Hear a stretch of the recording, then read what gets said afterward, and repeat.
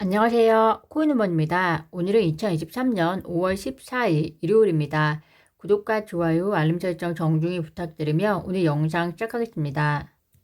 5월 10일과 5월 11일 런던에서 디지털 통화협회 심포지엄의 일환으로서 글로벌 결제 시스템과 CBDC 관련한 패널 토론이 있었습니다. 패널로 초청받아서 참가한 사람들은 IMF, 그리고 모리셔스 은행, 그리고 얼마 전 CBDC 리더로 선정되었던 리플 등인데요. 리플 대표로 참여했던 월리스 리플 X 부사장은 국경을 초월한 거래를 간소화하기 위한 해결책으로 블록체인 기술을 점점 더 많이 수용하고 있고, 블록체인 기술과 CBDC 채택하는 궁극적인 목표는 수수료, 시간, 투명성 등과 관련해서 보다 효율적인 가치 거래를 만드는 것임을 다시 한번 강조했습니다. CBDC를 위한 패널 토론에 위해서 IMF와 함께 초청을 받은 그 사실은 CBDC 관련해서 리플의 위상이 그만큼 높아졌음을 다시 한번 확인할 수 있는 기회였던 것 같습니다. 리플의 결제 파트너 트랑글로 계정의 트윗을 통해서 서비스 출시 이후 처음으로 ODA 거래에서 10억 달러, 원화로 1조가 넘는 기록을 세웠다고 보도했습니다. 앞으로 아시아 지역에서의 지속적인 리플의 ODA 서비스의 성장과 그리고 XRP의 유동성이 함께 증가하기를 기대해봅니다. 뉴욕 증권거래소의 모회사인 인터컨티넨탈 익스체인지의 암호화폐 사업 부문인 벡트가 최근 텔라 루멘스를 포함해서 다수의 디지털 자산을 상장 폐지하기로 결정했다는 소식입니다. 거래소는 대량 상장 폐지의 이유로서 규제 지침과 그리고 산업 발전을 꼽았는데요.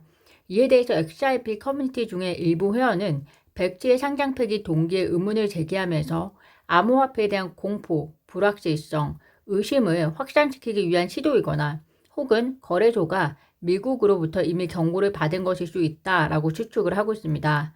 뉴욕 증권거래소의 모회사에 속하기 때문에 사실상 명확하지도 않은 SEC의 규제 지침을 따르기 위한 것이라는 것은 단지 변명에 불과할 것이라는 생각이 들고요.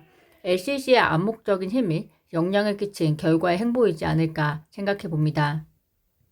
최근에 SEC 게리 겐실러의 MIT 블록체인과 머니 강좌가 트윗을 통해 공개가 되었습니다. MIT에서 진행했던 해당 강좌에서 게리 겐실러는 암호화폐 대부분은 증권에 해당하지 않는다는 발언을 했었는데요. 그런데 해당 강좌가 MIT의 온라인 강좌 카탈로그에서 삭제되었다는 사실이 밝혀졌습니다.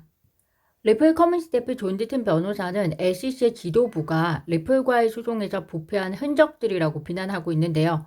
리플과의 장기간 소송에서 중요한 문서와 그리고 이메일을 숨김으로써 의도적으로 진실을 숨기고 있다라고 주장하고 있습니다. 최근에 코인베이스가 전직 의원들로 구성된 글로벌 자문위원회를 출범하면서 암호화폐 업계의 복잡하고 다변한 환경을 조사하는 노력을 보이고 있다면, 진실을 숨기는 데 바쁜 정부의 규제기관은 오히려 부패의 온상을 보여주고 있는 대조적인 모습을 보이고 있습니다. 구글이 AI 바드 시범 서비스에 한국어를 먼저 지원하게 되었다는 소식입니다.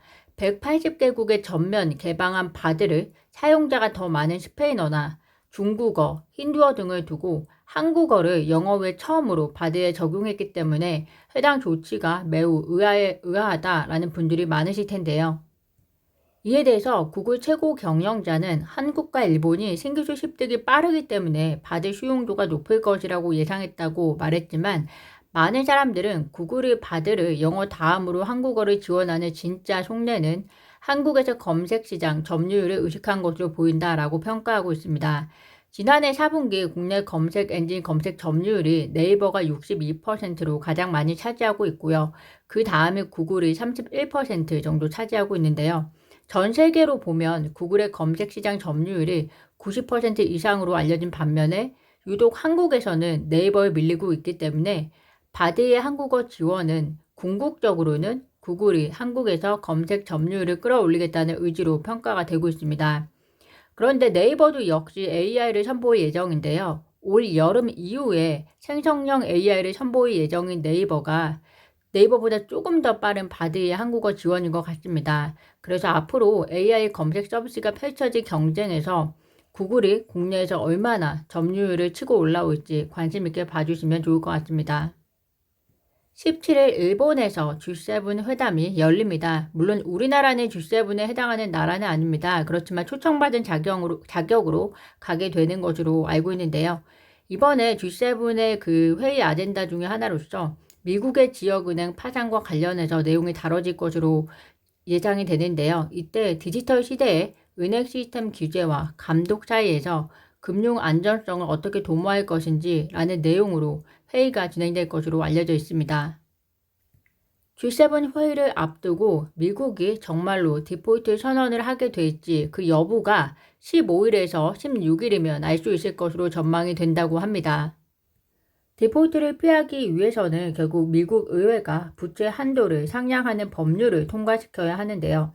바이든 행정부와 민주당은 조건 없는 부채 한도 상향을, 그리고 공화당은 재정 지출 삭감을 연계한 협상을 요구 중인 것으로 알려져 있습니다. 지난 12일경에 부채 한도 상향을 위한 회동이 한 차례 있었는데요. 그때는 실패로 끝났고 15일에서 16일경에 다시 한번 회동이 예정이 되어 있다고 하니 조만간 발표될 내용을 관심 있게 봐주시면 좋을 것 같습니다. 우리나라 일요일과 월요일은 미국의 주말이라서 기사가 그렇게 많지가 않습니다. 그래서 오늘 제가 준비한 기사는 여기까지고요. 오늘도 영상 시청 진심으로 감사드립니다. 구독과 좋아요, 알림 설정은 코인우먼에게 큰 힘이 됩니다. 감사합니다.